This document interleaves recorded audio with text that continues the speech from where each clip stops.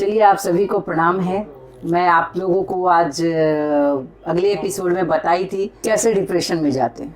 Depression में जाने वाला लोगों का कुछ भी हो, आपने अभी सुना भी होगा सुशांत सिंह राजपूत के बारे में, जो डिप्रेशन में थे, जिनकी इलाज चल रही थी और उन्होंने सुसाइड कर ली। एक ही बात शायद उनके अपने करियर के ऊपर, इतना तो मुझे पता नहीं, पर करियर को लेकर वो बहुत सीरियस थे, अपने लाइफ को लेकर सीरियस थे। उस पर उनका अपना जो वो चाहते थे, जो उनकी इच्छा थी, शायद उनकी इच्छा के अनुकूल हर काम नहीं हुआ। हर इच्छा और हर एक किसी की इच्छा के अनुरूप ही हर लोग काम करे, ऐसा भी नहीं होता है। आप चाहते कुछ और है, होता कुछ और है, क्योंकि यहाँ पर ईश्वर की इच्छा सबसे बड़ी इच्छा होती है। ईश्वर ने चाहा क्या होना है, लेकिन मुझे लगता है उनकी नियति तय थी। किसी न किसी बहाने उनको, डिप्रेशन के बहाने या किसी चीज़ के बहाने उनकी मौत हो गई। लेकिन डिप्रेशन आज बहुत ज़्यादा लोगों के दिलो दिमाग पर छा गया है। डिप्रेशन में आना ये आम बात हो गई है। डिप्रेशन से हम निकल कैसे सकते हैं? डिप्रेशन से निकलने के लिए सबसे बड़ी बात है कि अपनी काउंसलिंग करनी होगी। आपको खुद को बैठ के खुद की काउंसलिंग करनी होगी।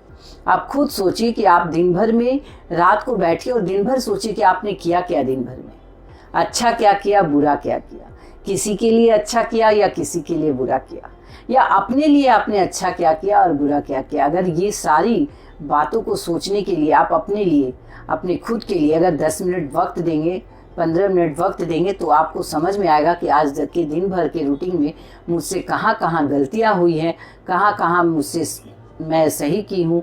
और इन सारे चीज़ों का जब आंकलन करेंगे ना, तब आपको पता चलेगा कि आपका मन क्यों, किस तरह से दुखी हुआ और किस बात से किस तरह खुश हुआ। और जिस तरह से दुखी हुआ उस चीज़ को हम सेकंड डे दोहराना नहीं चाहेंगे, और सेकंड डे हम उसी काम को, उसी बात को फिर से रिपीट करेंगे। जिस बात को मैंने काम करके, जिस बात को करके मुझे खुशी महसूस हुआ था, उसी काम को करेंगे। तब आप देखिएगा आपके लाइफ में कुछ भी जो उल्टा होने वाला है, जो आप डिप्रेस्ड होके कुछ और कर लेते, उससे आप एकदम बिल्कुल अलग आ जाएंगे। मतलब आपके मन में जितनी नेगेटिविटी थी सारी खत्म हो जाएगी, और आप धीरे धीरे आप अपनी सोच को, अपने आप को खुद तोल सकते हैं।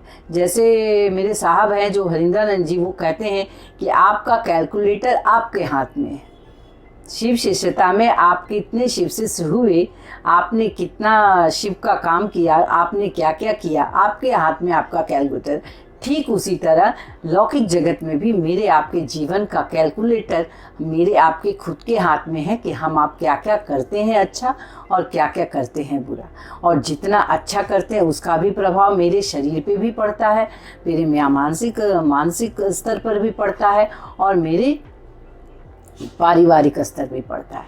इसीलिए कहा जाता है कि अभी आप किसी से भी बात करेंगे, कम से कम इस कोरोना वायरस के महामारी में अगर बात करते हैं, तो आपको 99.9% लोग मिलेंगे मानसिक, आर्थिक, शारीरिक, तीनों रूप से ग्रसित है। इन तीनों रूप से अगर आप ठीक होना चाहते हैं, तो आप सबसे पहले अपने आप को नापिए, अपने आप को कैलकुलेट कीजिए, अपने आप को देखिए कि आपने क्या गलती की और क्या सही किया। अगर ये नहीं कर पाएंगे, ये नहीं करेंगे, तो आपको कभी पता नहीं चलेगा कि हमने लाइफ में कहाँ कहाँ मिस्टेक किया है। हम भी करते हैं बहुत सारी मिस्टेक, मुझसे भी होती है। यहाँ पे तो हम लोग कोई भगवान तो है नहीं कि गलती नहीं करेंगे, लेकिन गलतियाँ करके गलतियों से सीखना चाहिए कि हम इस गलती को दोबारा रिपीट नहीं करें। चलिए, आप लोगों को अगर मेरा ये वीडियो पसंद आया हो डिप्रेशन होने से बचने का तरीका से, तो आप सब ज़रूर लाइक और शेयर और सब्सक्राइब कीजिएगा। आप सभी को मेरा प्रणाम है, प्रणाम स्वीकार।